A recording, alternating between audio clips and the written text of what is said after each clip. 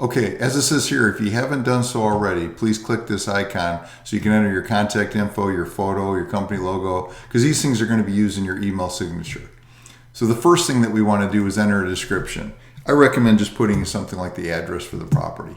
So I'm going to put that in there. And then the next thing you want to do is you want to enter the MLS number for the property. And we're going to go ahead and select that. And we're going to accept the terms. Now, you can see it brought in the photos and the remarks, and we'll get into that in a second. But next thing it's showing here is the optional logo. Like, if you want, you can check that and put the logo at the top of the email. I'm just going to leave the logo off because I'm going to have all my contact information at the bottom, and I want the first thing they see is the photo. But then the next thing is you can put a short listing title. What this is going to be is it's going to be just above the remarks, and I'm going to put something like your own private resort. And I'm going to select this for the photo. As you can see, like I said, it brought in the remarks. You can edit these and change them to whatever you want to do. But the next thing here is the URL that it brought in. And it brought in the single property website for that property. So it's going to bring this URL in here. And you can see it's got the single property website with all the photos, contact information. Going to have your contact information at the bottom. And you can use that, or you might want to override that with a listing so you want to drive traffic directly to your website.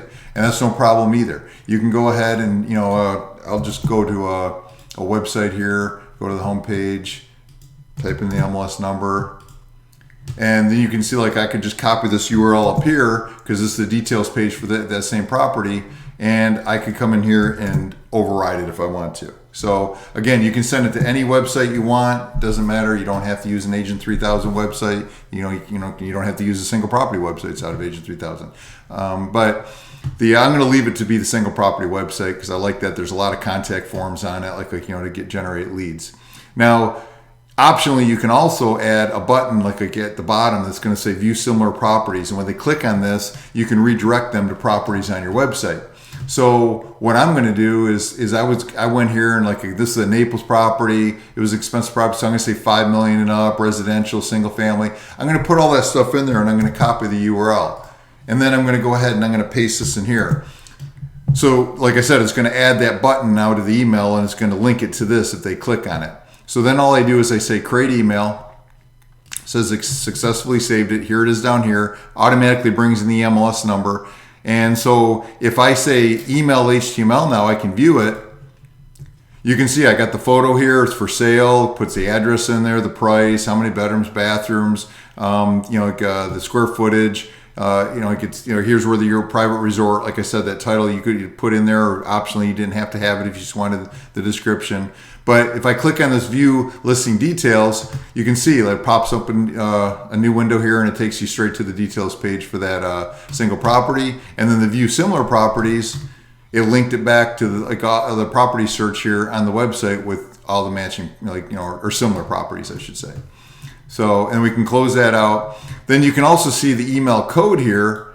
And if I click on that, that'll go ahead and bring in the HTML code, which I could, I can copy this and then I can use that in something like MailChimp or Constant Contact.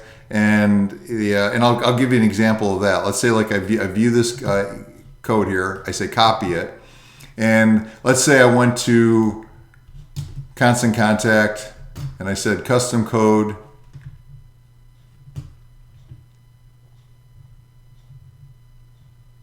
Now it's going to bring up this custom code editor. I'm just going to go ahead and get rid of all this. In Constant Contact, they're going to give me an error at the end saying the tracking pixel isn't there, but we can go ahead and add it back in later.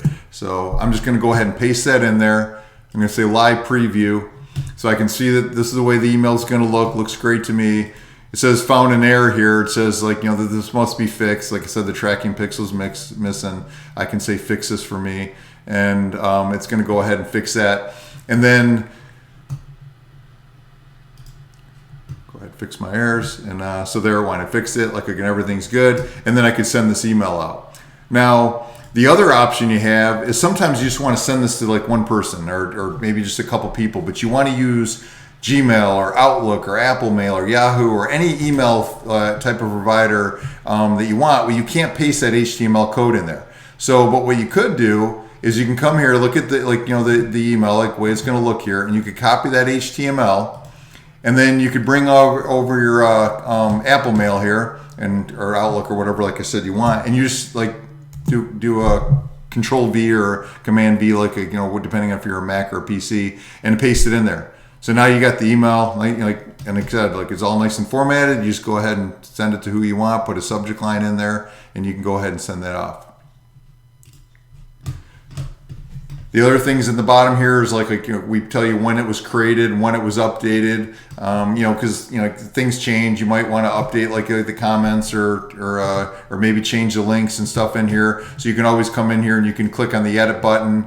It'll go ahead and bring in everything that you selected. We look forward to seeing you in the next video.